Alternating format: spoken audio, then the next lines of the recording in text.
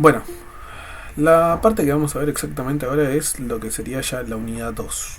La unidad 2 resumida, tipo seguramente la mínimo, como dije tras cámara, seguramente la divida en mínimo 4 videos.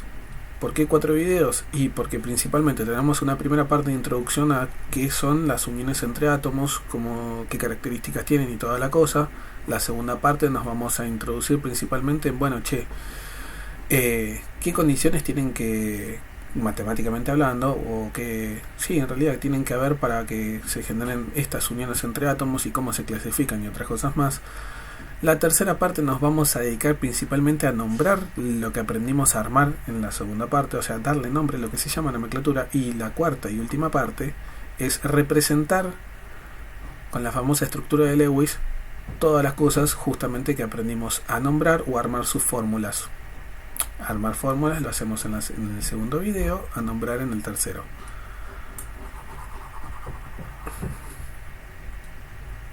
Unidad 2. Su nombre es Uniones Químicas, Nomenclatura y Estructura de Lewis. A ver, exactamente lo primero que vamos a ver, ahí voy a poner la lista de temas. Exactamente eso que está ahí chiquito ahí en pantalla. Primero que todo, hay que comprender algo. Nosotros nos matamos analizando los átomos por separado. Ya hablamos de propiedades periódicas, tales como por ejemplo que algunos pueden generar iones estables que tienen la peculiaridad de ser isoelectrónicos con un gas noble. Y eso ocurre justamente para ciertos elementos de la tabla periódica y toda la cosa. Nos matamos analizando todo por unidades, o sea, elemento por elemento, prácticamente en la unidad 1. Pero en la unidad 2, la pregunta del millón es, claro, nosotros no somos un conjunto de átomos. Hasta sin ir más lejos, nuestra materia, nuestras células, no son un conjunto de átomos. Los átomos se combinan entre sí. Y justamente la combinación entre átomos dan ciertas propiedades. Un ejemplo sencillo y rápido es, por ejemplo, el cloro. Prácticamente el cloro, así, solito, es altamente tipo tóxico para nuestros pulmones. O sea, ponele cualquier cloruro, te derrite. Cloro 2, te hace bolsa los pulmones. El sodio tipo solito agarra y te carcome todo el agua y se transforma en hidróxido de sodio. Pero claro, tipo, uno dice, bueno, genial, combina estos dos, ¿qué me da? Algo que como mucho te puede dar hipertensión.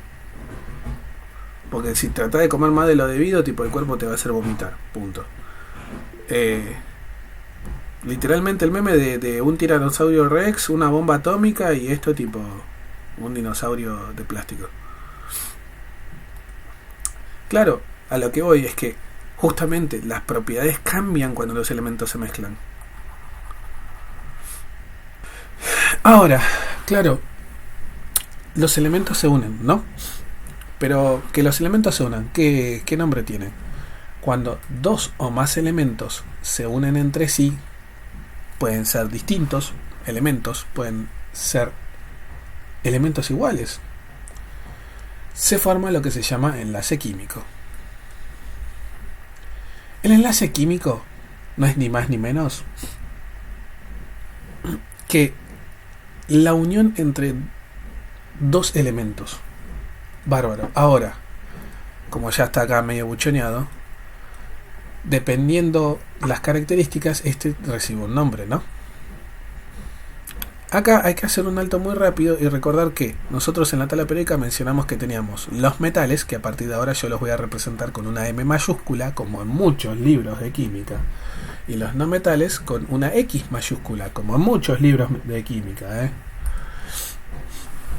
Y el que no usa estos dos es porque tiene ganas de romper los quinotos. Punto.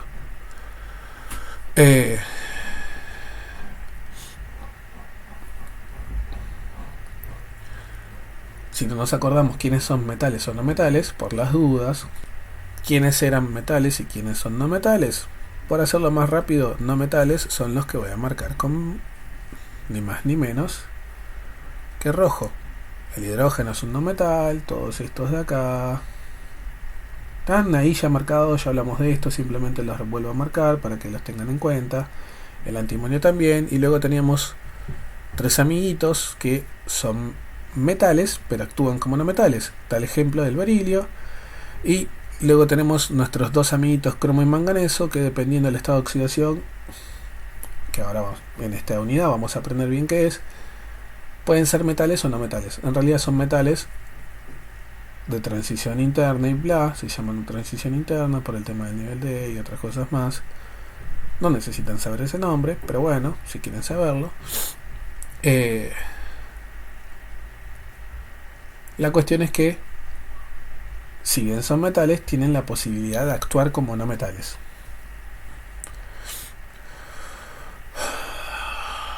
Bárbaro. Y uno dice, ok, ¿y quiénes serían metales entonces? Y los que no marqué. Y banca de tiempo. Y esto de acá, ¿son metales o no metales? Esos no son nada, esos son gases nobles. Esos literalmente no se mezclan con la chusma, no son ni metales ni no metales. Punto. Bárbaro. Continuemos. Como dijimos, la unión de dos elementos forma un enlace químico. Ahora, las características de este enlace químico y el nombre que va a llevar justamente dependiendo de sus características va a depender de la combinación que yo haga. Yo nada más tengo tres posibles combinaciones entre metales y no metales. Claro, acá no va a faltar aquel que estudie estadística y me va a decir, no, son más. No, tenés tres nada más. Tenemos metal con metal. Por otro lado tenemos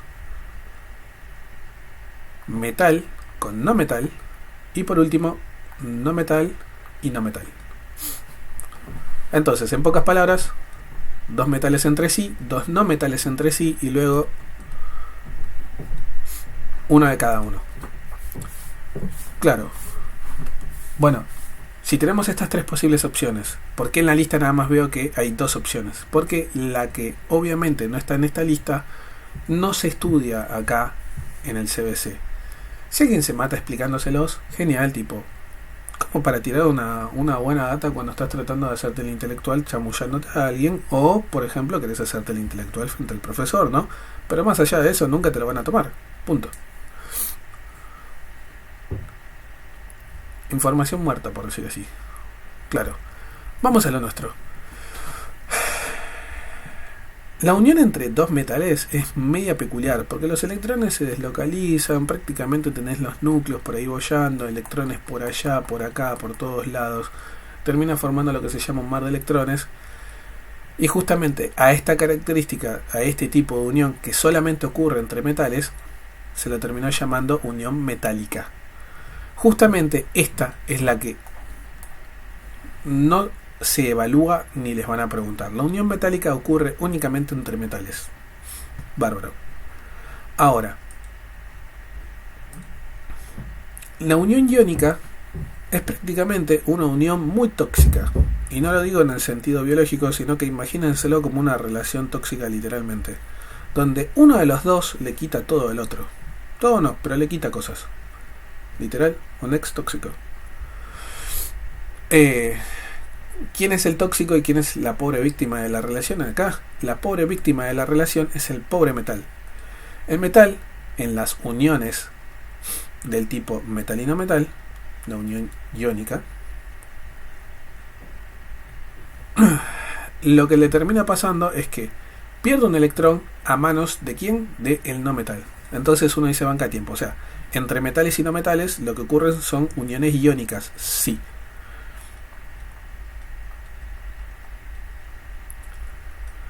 Metal y no metal es iónico, bárbaro. Y vos me estás diciendo que el metal siempre va a perder uno o más electrones, claro, a manos del no metal, sí. ¿Por qué ocurre esto? Porque los no metales son los únicos elementos que pueden, repito, son los únicos elementos que pueden robar electrones. Y los no metales puros me refiero. No me refiero a aquellos que pueden actuar como no metal. Los no metales puros son los únicos que pueden aceptar electrones.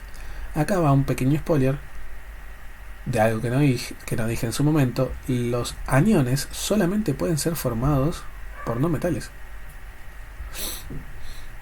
Aniones, no dije oxoaniones, aniones.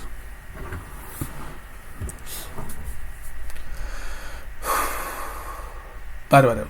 Ahora, la unión iónica se llama también así porque está conformada principalmente por iones. O sea, cuando nosotros tratemos de representarla, literalmente nos va a quedar algo parecido a esto, donde nos va a quedar un metal pobrecito positivo porque perdió electrones, que se los quedó ¿quién? El no metal. Y lo vamos, como dije, a representar así, metal con su carga y luego entre corchetes, el no metal o los no metales. La carga negativa, mil disculpas, no va dentro del corchete, la carga negativa va fuera del corchete. Y listo. Obviamente si son más de un ion, positivo o negativo, le pondremos el número que corresponda, ¿no? Para poder indicar la cantidad. Pero esta es la unión iónica. Ahora la covalente, que es la única que queda, porque si ya explicamos iónico y ya explicamos metálico, la que queda es covalente. La covalente ocurre entre no metales. Covalente.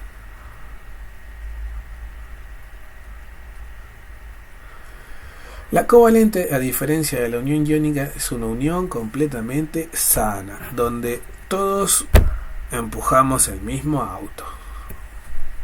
¿Por qué siempre lo pongo en estos términos? Y porque es más fácil de entender. La unión covalente, lo que tiene de especial es que los electrones que se usan para poder armar justamente el enlace químico,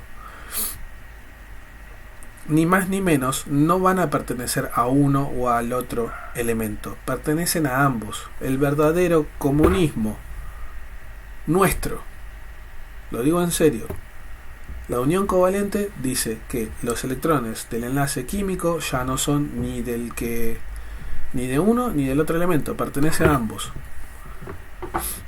La famosa frase en la unión covalente, los electrones se comparten. Bueno, es eso justamente.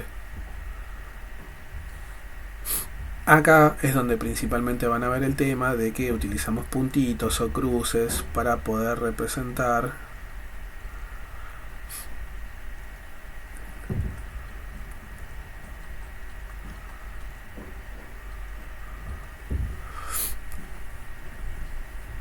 olé, ahora sí, para representar ni más ni menos que los enlaces covalentes. No van a haber corchetes ni nada raro. Y recordemos siempre, los electrones no son ni de uno ni del otro, cuentan para ambos. Ahora, entonces uno dice, bueno, como regla entonces yo puedo saber que un enlace químico no es ni más ni menos que la unión entre dos elementos, y es, en pocas palabras, que esa unión es cuando dos elementos empiezan a poner electrones en juego justamente para poder unirse. Fin. Ahora, hasta acá todo lindo, hermoso, ¿no? Pero, claro, el conglomerado de átomos, ¿qué nombre tiene? Acá no va a faltar la persona que me va a decir molécula, sí. A ver, como dije hace un momento, o sea que la grabación después se ve como el culo, perdón, o sea, tiene poca linealidad, pero claro, sí, un conglomerado de átomos normalmente se le dice molécula, pero acá en la cátedra, sea en CBC o en V21, discriminamos un poco bastante si lo que predomina en nuestro conjunto de átomos es una unión iónica o covalente. ¿Y por qué dije predomina? Porque hay que comprender lo siguiente. No existe blanco o negro en la química. Literalmente, no existe blanco o negro. Ustedes por suerte no analizan las cosas con grises. ¿Me explico? No va a faltar la persona que va a decir, no, pero por la diferencia de electronegatividad uno puede decir si algo es covalente o es iónico. Allá le están diciendo si es covalente o iónico. No es algo preciso exactamente, y al final de cuentas siempre terminás recurriendo a muchos cálculos específicos. Y repito, eso no lo hacemos acá, lo hacemos en química inorgánica, aquellos que estudiamos química. Así que fuera de acá, gente molesta. En mi clase, carajo. Claro, y uno dice, entonces, ¿cómo discrimino? Y volviendo al tema, claro, uno dice, ¿cómo que hay grises? Sí, no existe nada puramente covalente, no existe nada puramente iónico. Predominan caracteres covalentes o caracteres iónicos en las moléculas. Como regla siempre, obviamente, ya se las dije, la que ustedes van a usar, que si es metalino metal, iónico, si es no metal y no metal, covalente. Fin. Ahora, cuando predominan las fuerzas iónicas, el carácter iónico en el conjunto de átomos, no se le llama molécula, se le llama compuesto. La cátedra normalmente le dice así. Compuesto. Pero sigue siendo un conjunto de átomos. Fin. Y cuando es un conjunto de átomos con predominancia de caracteres covalentes, ¿cómo se le llama? Y se le llama molécula. Obviamente, tipo, a medida que pasa el tiempo y muchísimo en la materia, no se ponen uno allá a ver tanto esto. O sea, por ejemplo, si estoy analizando un gas, listo, bueno, obviamente no voy a analizar un gas de algo iónico, porque para que entiendan, los gases iónicos como que estamos en 1000 y pico de grados centígrados, y como que ahí ya deja de ser todo tan ideal. O por ejemplo en soluciones o en magnitudes, cuando empezamos con el tema de gramo mol, empiezan a molestarnos un poco con esto de compuesto, molécula. Es simplemente distinto nombre para la misma cosa, conjunto de átomos, fin. Conjunto de átomos, molécula si es covalente, compuesto si es iónico. No la compliquemos.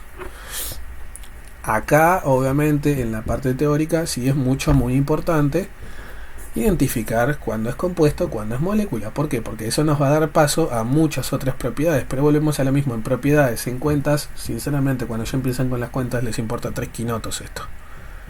Bueno, ya vimos todo esto hasta ahora. Parece joda, pero ya avanzamos bastante. Ahora, claro, dijimos que los enlaces químicos, para poder ocurrir, los elementos tienen que poner electrones en juego. Ahora, ¿cuántos? ¿Y de dónde? Nosotros ya sabemos que existen los electrones externos, los que están en la última capa de nuestro átomo. Bárbaro. Ahora, estos electrones no se usan todos siempre. Hay situaciones donde uso, yo qué sé, si tengo 4 externos, puedo utilizar 1, puedo utilizar 2, puedo utilizar 3 o puedo utilizar los 4. O me puede llegar a pasar que yo, por ejemplo, sí, genial, tengo 4, pero se me pinta la locura nada más. O utilizo 2 o utilizo 4. ¿Por qué no 1 o 3? Y porque se me canta a mí decir que uso 2 o uso 4, no me rompan los quinotos. Punto. O uso 2 veces 2, por ejemplo. Claro, uno dice, bueno, un poquito violenta la explicación. Pero literalmente hay elementos que son así. No hay más vuelta que explicarlo. Bárbaro.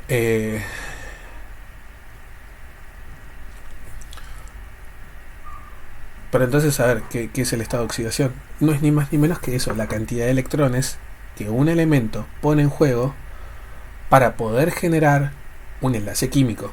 Entonces uno dice, amigo, o sea que estos enlaces se forman por electrones, y esos electrones que se usan son de la capa externa, ¿sí? Y reciben el nombre de estado de oxidación, sí.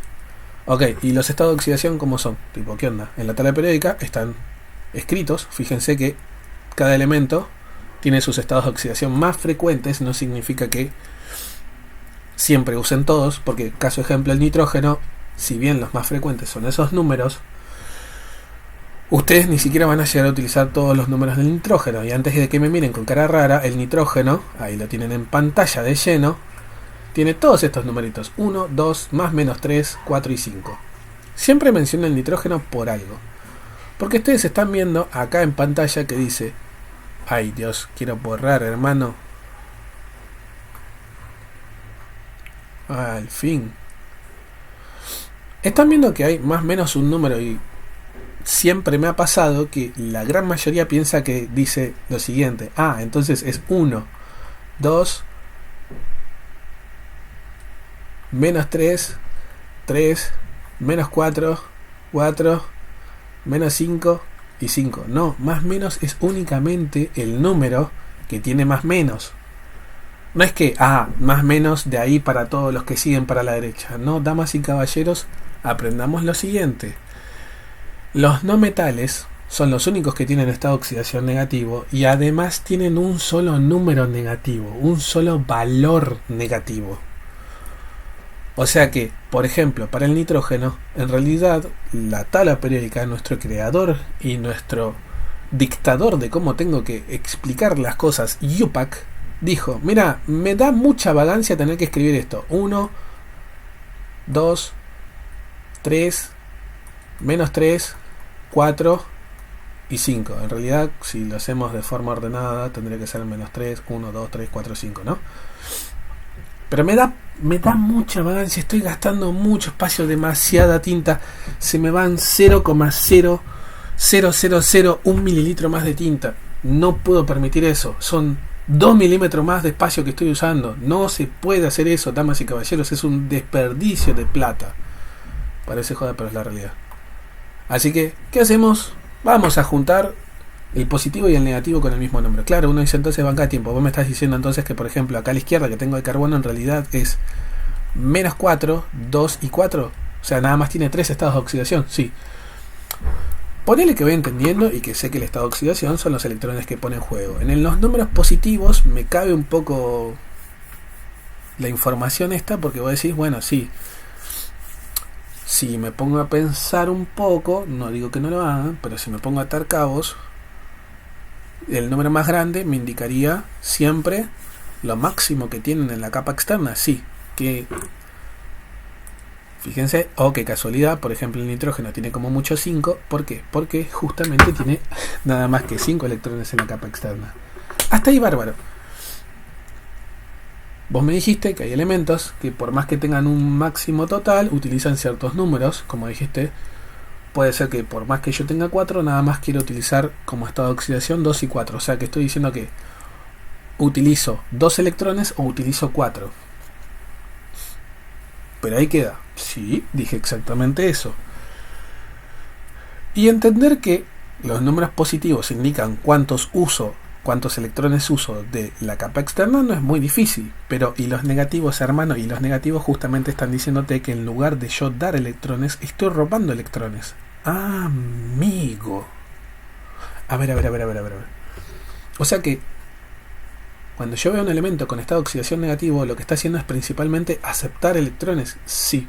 O sea, si viene el enlace covalente o en el enlace iónico, en cualquiera de los dos, están sus propiedades y bla, van a ver que el elemento obligatoriamente va a recibir electrones.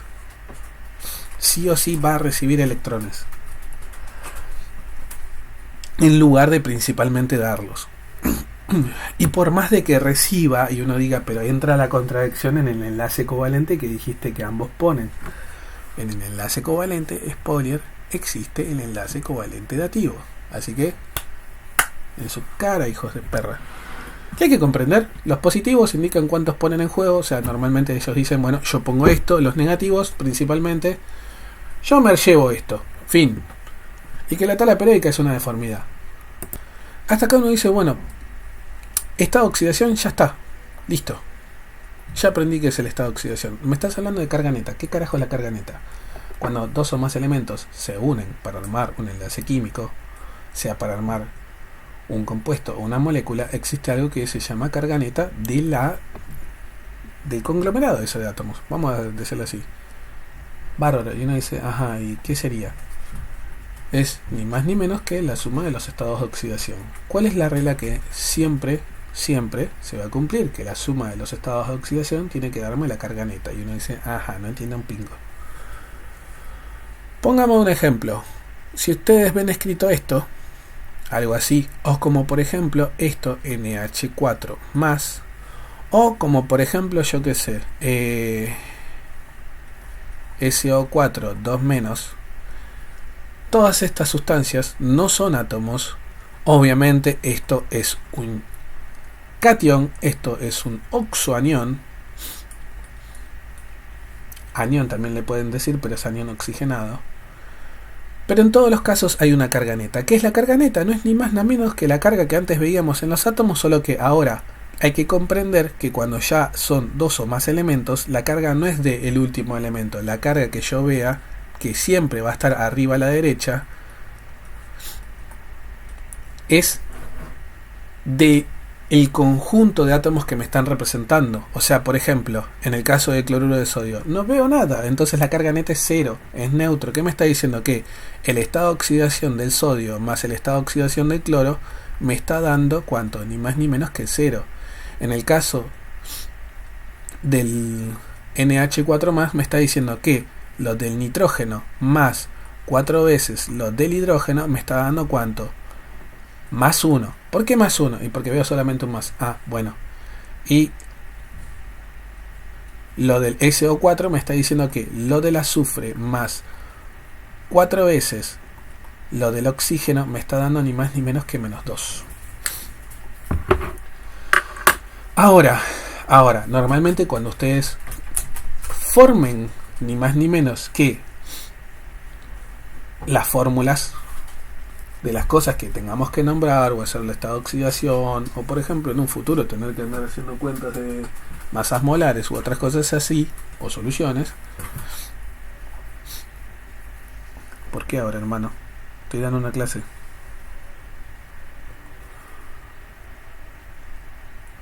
Mi perro tipo se está acercando a mí y me trae un peluche para que peleemos quién se lo queda. Justo en medio de la clase. Volviendo al tema, nosotros las fórmulas que siempre armemos normalmente van a ser neutras. Es muy raro que nosotros armemos cosas con carga negativa. Es demasiado raro. Si armamos algo negativo va a ser lo que ahí spoileé un poco, los oxoaniones. Los oxoaniones sí, pero principalmente porque son molestos a la hora de armar oxosales y toda la cosa. Pero siempre vamos a tratar de que la carga neta de todo lo que tengamos que nombrar sea cero. O sea, que la suma de los estados de oxidación de cero. Pero acá hay algo importante que yo en esta frase que acabo de decir recién, hay que comprender. Y no sé por qué le puse molécula, si las moléculas no tienen atomicidad.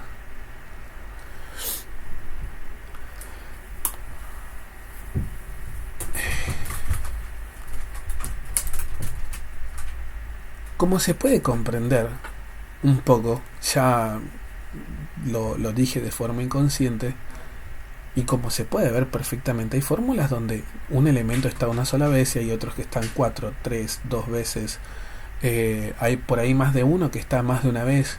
Claro, ¿y qué es lo que necesito saber? Que la cantidad de veces que aparece un elemento en una fórmula tiene nombre. ¿Y cuál es? Ni más ni menos que atomicidad.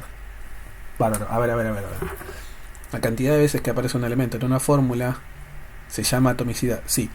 ¿Y la atomicidad qué onda? ¿Se pone antes del elemento o después del elemento? Siempre después del elemento. O sea, por ejemplo, yo sé que el hidrógeno está 4 veces acá porque después de la H veo un 4, claro. Y en el caso de, por ejemplo, el sodio o el nitrógeno o el azufre, ¿cómo sabías que era 1? Porque la química tiene un tema con el 1. No lo escribe, punto. O sea que, banca tiempo. O sea, también por ejemplo el cloro, yo sé que es 1 porque yo podría escribir si quiero un 1 ahí abajo. Lo mismo acá abajo del nitrógeno, lo mismo acá abajo del azufre.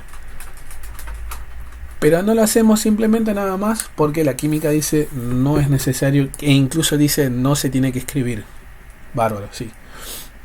Entonces, ¿qué es lo que querías corregir? Lo que quería corregir es que la carga neta de un conjunto de átomos siempre va a ser la suma de los estados de oxidación respetando las atomicidades. No simplemente sumo los estados de oxidación y ya está. No, tengo que respetar. Si por ejemplo un elemento está 3 veces, bueno, tendré que sumar su estado de oxidación, pero previamente multiplicado por 3. Sea positivo o negativo, lo que sea.